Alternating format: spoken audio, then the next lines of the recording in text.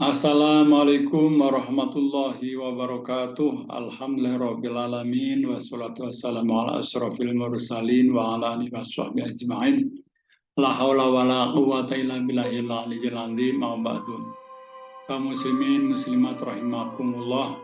Puja dan puji syukur kita panjatkan kehadirat Allah Subhanahu wa taala yang mana kita telah diberi kesempatan untuk bertaubat kepada Allah Subhanahu wa taala, memperbaiki diri, dan kita harus bersyukur dengan apa-apa yang telah dikaruniakan Allah kepada kita. Dan kita harus tabah menghadapi cobaan hidup ini sehingga kita lulus ujian dan insya Allah kita meninggal dalam keadaan husnul khotimah. Tak lupa salam dan sholawat kita sanjungkan kepada Nabi besar Muhammad Sallallahu Alaihi Wasallam. Beliaulah pemimpin kita yang wajib kita tiru dan kita contoh, dan mudah-mudahan di hari akhir kita mendapatkan syafaatnya. Tema kali ini adalah hidangan ruh. Ya. Dalam hidangan ruh ini, Al-Quran menjelaskan, Bismillahirrahmanirrahim, wa idza akhadha rabbuka min bani adama min zuhurihim dzurriyyatahum wa asyhadahum ala anfusihim alastu bi rabbikum qalu bala syahidna an taqulu yaumal qiyamati inna kunna an hadza ghafilin. Dan ingatlah ketika Tuhanmu mengeluarkan keturunan anak-anak Adam dari sulbi mereka, dan Allah mengambil kesaksian terhadap ruh mereka seraya berfirman, bukankah aku itu Tuhanmu? Mereka menjawab, betul engkau Tuhan kami menjadi saksi. Kami lakukan ya demikian itu agar pada hari kiamat kamu tidak mengatakan, sungguhnya kami Bani Adam adalah orang-orang yang lengah terhadap itu. Itu keesaan Tuhan. Surat Al-A'raf ayat 172. Diri seseorang manusia terdiri menjadi dua bagian, yaitu jasmani dan rohani, yang diberikan oleh Allah Subhanahu wa taala. Ruh manusia dapat merasakan kelaparan di salah satu unsur.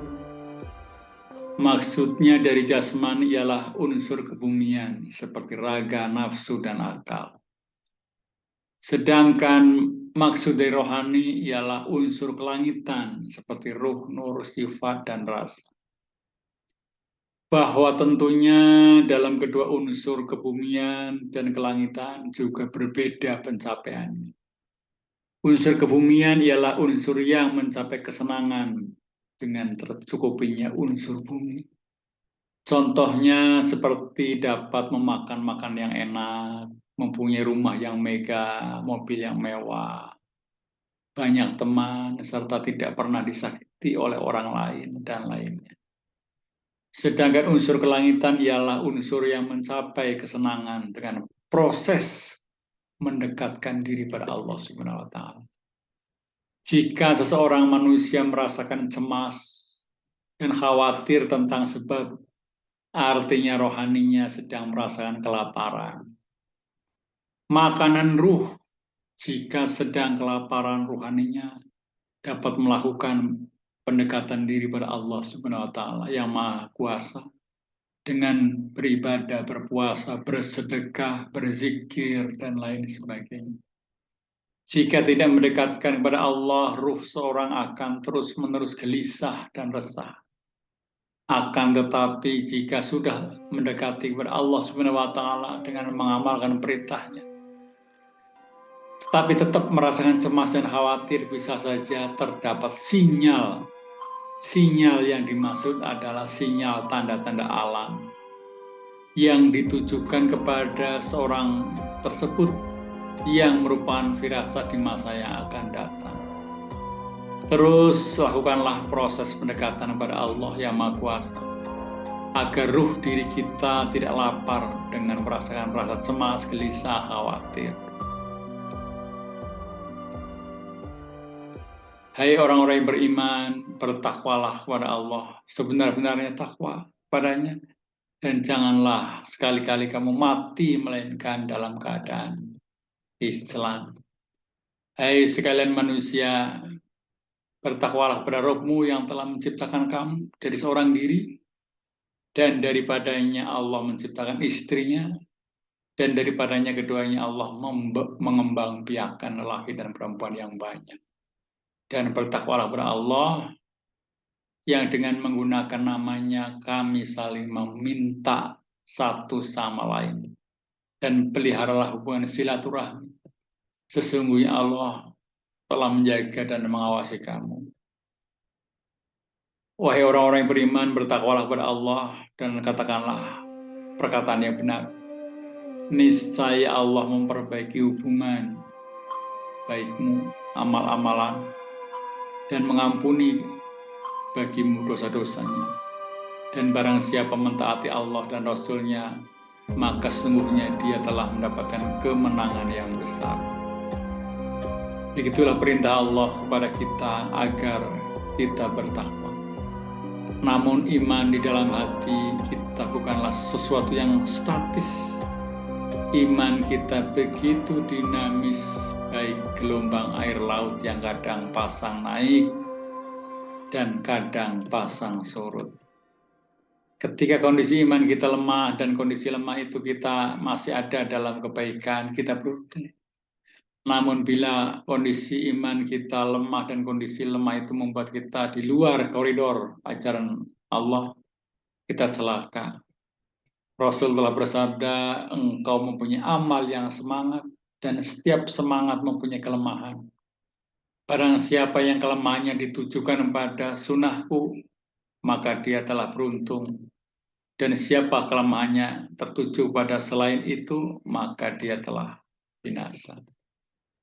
Begitulah kondisi hati kita. Sesuai dengan namanya, hati dalam bahasa Arab, qalban. Selalu berubah-ubah dengan cepat. Rasulullah berkata, dinamakan hati karena perubahannya. Sesungguhnya hati ini ialah laksana bulu yang menempel di pangkal pohon yang diubah oleh hembusan angin secara terbalik. Karena itu Rasulullah mengajarkan kepada kita sebuah doa agar Allah Subhanahu wa ta'ala menetapkan hati kita dalam keadaan apapun untuk taat pada Allah. Ya Allah yang membolak-balikan hati-hati manusia, balikanlah hati kami untuk taat kepadamu. Hati kita akan kembali pada kondisi ketaatan pada Allah jika kita senantiasa memperbaharui keimanan kita. Rasul bersabda, sesungguhnya iman itu dijadikan di dalam diri salah seorang di antara kamu sekalian. Sebagaimana pakaian yang dijadikan, maka memohonlah ampun kepada Allah dengan memperbarui iman di dalam hatinya. Lalu bagaimana cara memperbarui iman sehingga iman kita terus meningkat, terus kita terus meningkat keimanannya, sehingga tidak lapar lagi. Ada 20 sarana yang bisa kita lakukan sehingga roh kita tidak lapar. Yang pertama adalah memperbanyak membaca Al-Quran, menyimak membaca Al-Quran, mengarti-artikan dan melaksanakan apa-apa yang ada dalam Al-Quran. Yang kedua, rasakan keagungan Allah seperti yang digambarkan dalam Al-Quran dan hadis. Yang ketiga, cari ilmu. Yang keempat, mengikuti halaqah zikir. Yang kelima, perbanyak amal soleh. Suatu ketika Rasulullah bertanya, siapa di antara kalian yang berpuasa di hari ini? Abu Bakar menjawab, saya. Lalu Rasulullah bertanya lagi, siapa di antara kalian yang hari ini menjenguk orang sakit? Abu Bakar menjawab, saya. Lalu Rasulullah bersabda, tidaklah amal-amal itu menyatu dalam diri seorang, melainkan dia akan masuk surga. Maka berbanyak amal soleh. Yang keenam, lakukanlah berbagai macam ibadah. Yang ketujuh, hadirkan perasaan takut mati dalam keadaan su'ul khotimah. Jadi harus takut mati, sehingga kita dekat dengan Allah Subhanahu wa taala. Yang ke-8, perbanyaklah ingat kematian.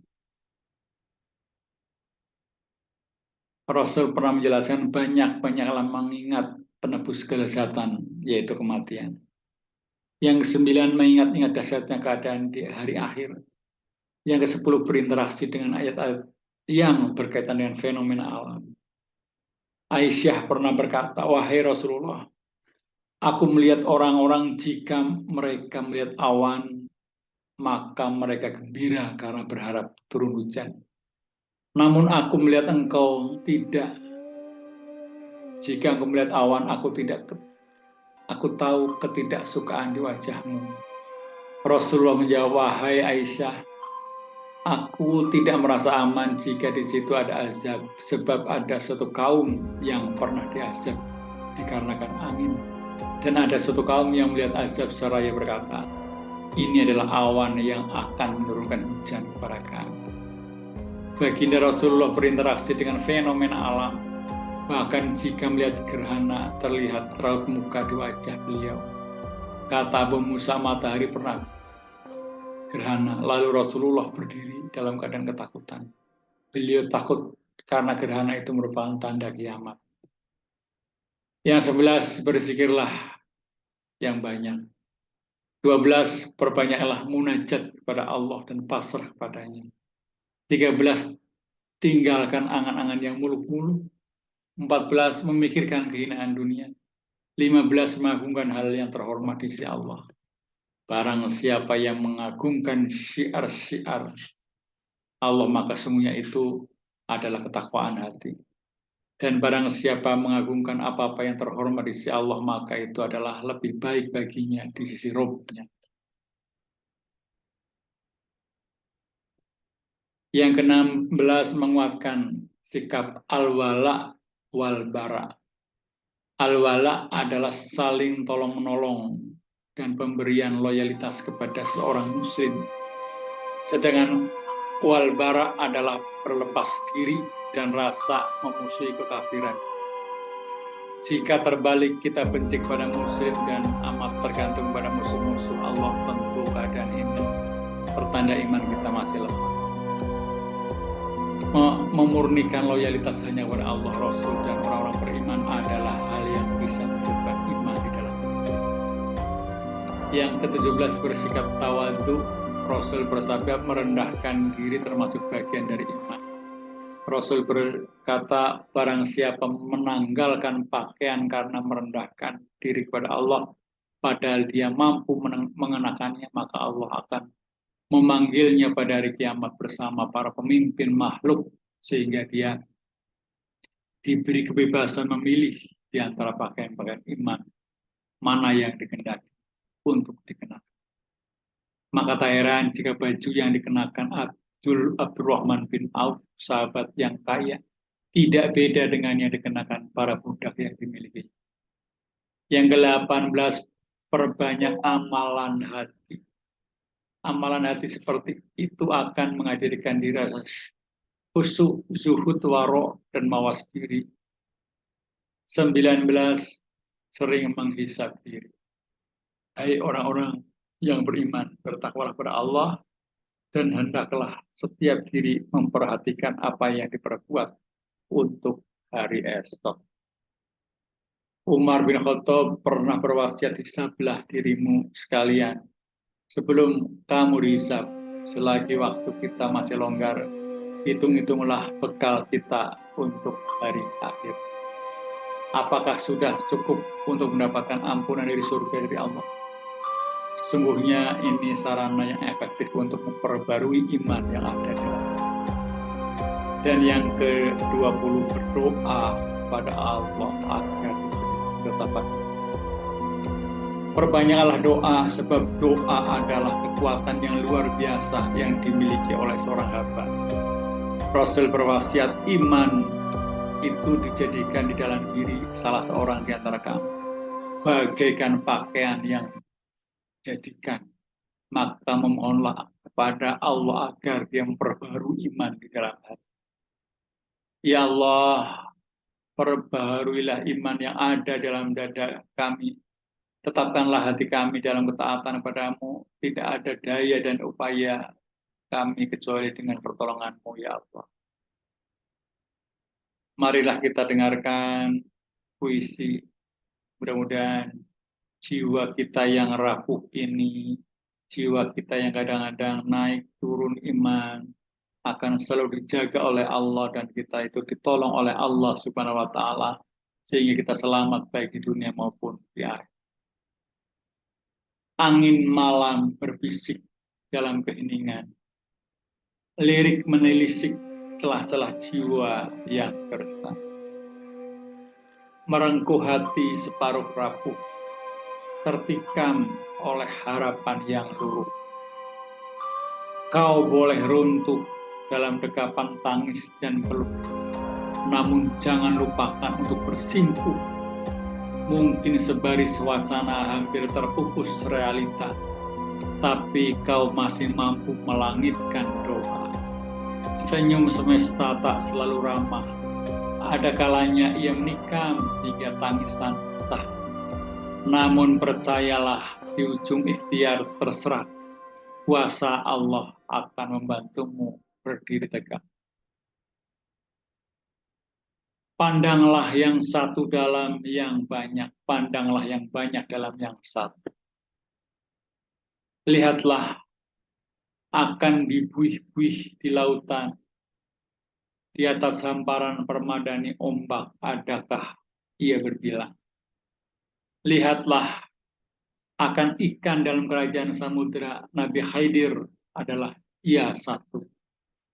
Begitu pula akan dunia dan isinya, galaksi dan semestanya, sudahkah kau lihat? Dari yang satu berbilang makna pengertian, dari yang berbilang kembali hakikat pada yang satu. Dari nur yang satu junjunglah kita, Sayyidi penghulu, dari ruh yang satu awal pendahulu. Nurul Mustafa Malail Akwan, Habibi Muhammad Khairil Musal,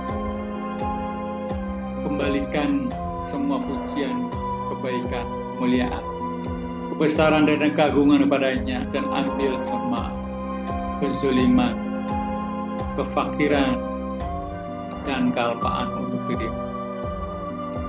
Jadikanlah dirimu seperti mayat yang berada di tangan para pemandi jasad. Semua kembali kepada Allah. Sungguh aku rindu kepada Allah Subhanahu wa ta'ala. Itulah sedikit apa yang saya sampaikan. Mudah-mudahan kita semakin tinggi kualitas keimanan dan takwaan kita pada Allah Subhanahu wa ta'ala. Dan kita benar-benar menjadi pilihan Allah, dan kita itu akan selamat, baik selamat di dunia maupun selamat di akhirat. Dan kita itu benar-benar akan diangkat derajatnya oleh Allah Subhanahu wa ta'ala. Ya ayyatuhan nafsul mutmainnah, irji'i ila rabbiki radiyatan mardiyah, fadkhuli fi ibadi wa dkhuli jannati. Rabbana atina fid dunya hasanah wa fil akhirati hasanah wa qina adzabannar. Wassalamualaikum warahmatullahi wabarakatuh.